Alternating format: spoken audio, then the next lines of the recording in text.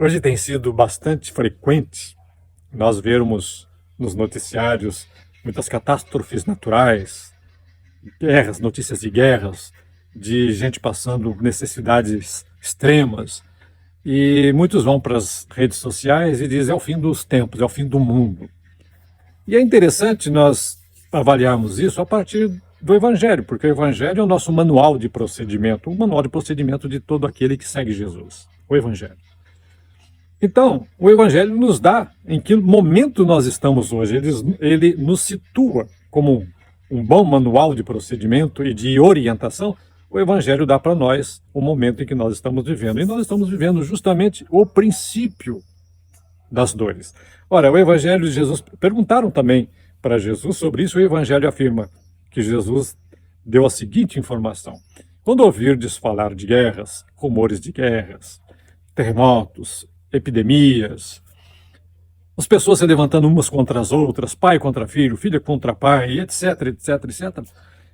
Ele está dizendo que isto não é o fim, mas o princípio das dores. Entende? Está no Evangelho, princípio das dores. E ele pede para que nós tenhamos a atenção de não sermos enganados. Ele começa, quando perguntam a ele, Senhor, quando vai ser o fim? Ele deixa claro, vede que ninguém vos engane.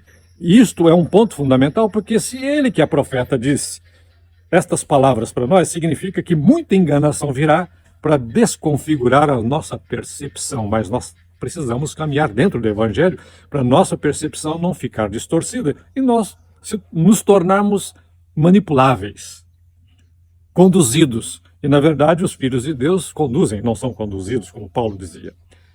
Ora, o fim só pode ser decretado por quem esteve neste mundo no início. O fim do mundo só pode ser decretado por quem esteve na construção do mundo, compreende?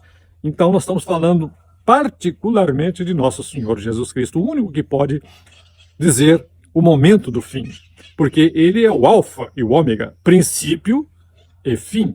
Ninguém vai decretar o fim. E ele deixou claro que o fim só será decretado quando o evangelho dele, portanto a palavra dele, for pregada no mundo inteiro. Aí virá o fim, mas não é o fim que nós imaginamos como fim. Mas nós vamos continuar observando esse manual de procedimento com relação a estas informações. Viva Jesus!